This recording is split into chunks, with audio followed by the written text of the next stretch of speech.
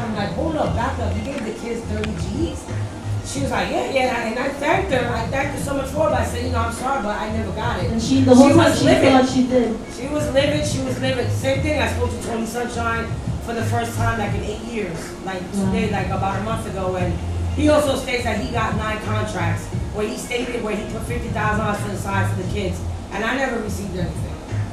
That's horrible. So there's a lot of griminess in there. So you said this is your documentary. Was it your, like, who started it or who brought it to start doing this? It's Star Productions, Vlad Gulden, he's a director. So he started doing it on his own, and then he realized that he had to come to me for, to ask for my permission. So we sat down, we settled everything, paperwork, everything was good, and and from there we've been doing it together. I love the editing.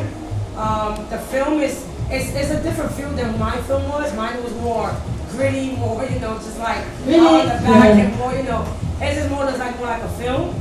But it's very educational and entertaining at the same time. You learn things about the Bronx and the come up with the hood, with hip hop, you learn a lot about pun. I even learned a few things about pun. So it was very exciting. There's a lot of artists on there speaking about the intimate moments with pun when they first met him, what they felt by his music, to realize that it was him spitting those lyrics when they first met him and until when his passing, how they felt. So it's very touching.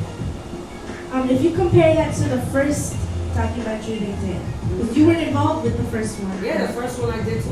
Really? They still not a player, the big one still not a player, and the big one were you as involved as this one? No, the second one I was told I was like running around with it most of it. This one I wasn't as much involved as far as like seeing the artists and being there while they're recording. The overall project I oversaw and I had to approve it.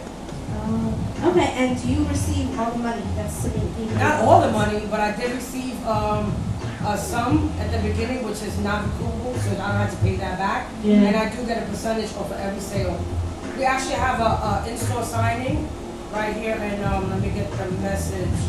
We have an in-store signing on September 22nd at 7 September 22nd. September 22nd at the Basement Mix at 439 Crescent Street, Brooklyn, New York at 7 p.m. Check that out, I heard her.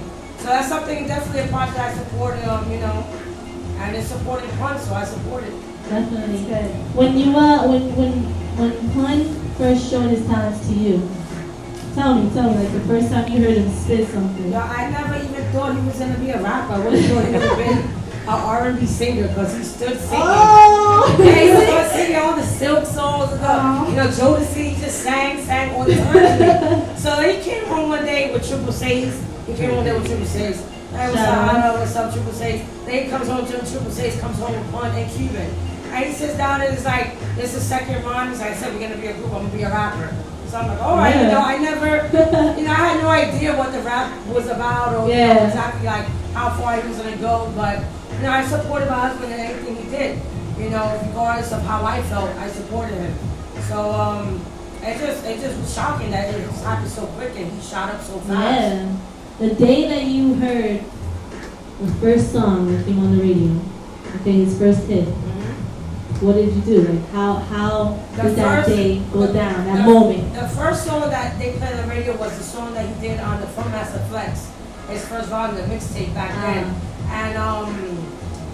And I remember him calling like, "You're gonna play it now. They're gonna play it on the radio." And just hearing it, it was a good thing because I see how much work and how much heart and soul he put into his music.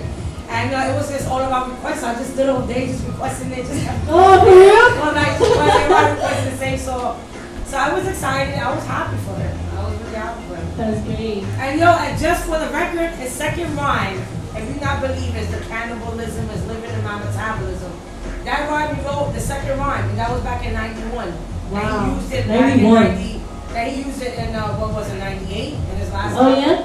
Oh. Yeah, I was a baby. I was a baby. But what the kids, I want to know what do they think about their father's legacy and their, how they grew up, not only living the lifestyle that he did live, afterwards, his image and everything. How do they see him now that they're older and everything?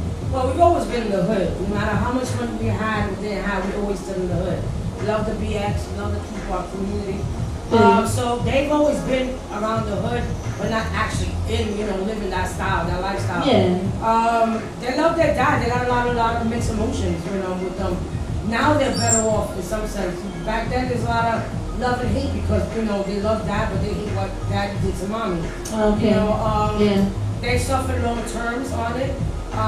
My oldest daughter, Star, Amanda, she's actually now seeing a therapist. We actually started seeing a therapist. Her hair started falling out, just stress. Wow, she's really? the one that took the most, that's been stressful the most with our She was our older. life. Yeah, She's saw seen it the most, right? she's seen the most, and she was next line, that she was after me. Like, he was teaching her, controlling her a lot of I ways. see You what know what I'm you saying? mean. So, Yeah. in some sense, like, even he knew he was going to pass on, but he was setting up and controlling her to deal with me, so when he passed on, she could control me. So, it was weird because, like, after he passed, she became him. Wow. So I was like, so it So was she something took that where, personality. yeah, so then it was just until this year that we were just doing a lot of soul searching, just our situation made us, Wow. just strip of everything, and we just started talking, and we broke out into this big argument, and certain things that she said, and I realized that she realized too that her dad was controlling her, because she Yeah. said that she always felt that he was always telling her, you gotta watch your mom, you gotta take care of her, you gotta do this, you gotta do that.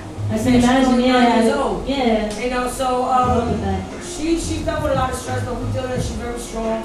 They're all strong, they're all Yeah. strong kids. They She didn't was understand. She was promoting the legacy. Yeah, they don't understand. They didn't understand, like, after he passed away, why their father disappeared. As far as, like, on the radio, there wasn't a lot of love given to him. Yeah. So that had to explain, you know what I'm saying? And they understand now. But they know that you're doing what you can. Well, no, they don't now, and this you to bring it understand back. also. This the same story. What I say now is the same story that was back Yeah. in 2001. Good. I stopped saying the story because at that time I was blacklisted. I became blacklisted. They blacklisted me in the industry. Nobody wants to deal with me. For Nobody speaking out. So it's like I wasn't getting the voices I'm supposed to get, and then whatever money I could have made in the industry working, I was blacklisted. Nobody wants to deal with me, and my kids were still going to regular public school, and I didn't want them to be defending their mom, like, kids, oh, I heard such Yeah, a thing kids about can your be mom, cruel. and I heard, this about your mom, I heard that. So I Yeah. stood quiet for a lot of years, and my son was still in the music, doing his thing, and I didn't want him to get blacklisted, so I Yeah. stood quiet. Wow. My turn started back in 2007, before I left my apartment.